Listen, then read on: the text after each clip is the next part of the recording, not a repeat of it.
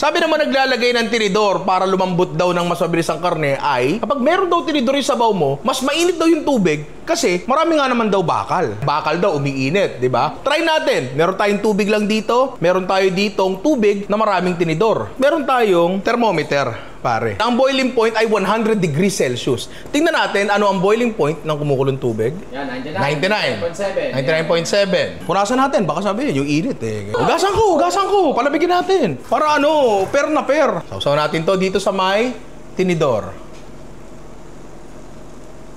99 din. 99 din. So, hindi talaga totoo na kapag may tinidor, yung tubig nyo, mas mainit. Actually, total nandito na rin lang tayo. Gawin na rin natin itong isang to. Ito, wala nang kinalaman to doon kasi lahat naman tayo naglalagay ng asin. Pero sabi ng iba, pag naglagay ka doon ng asin sa tubig, mas tumataas daw yung temperature. Normal lang naman yun kasi pag nagluto tayo, lagi may asin. Ito dito tayo, 100 degrees Celsius. Kaya natin yan?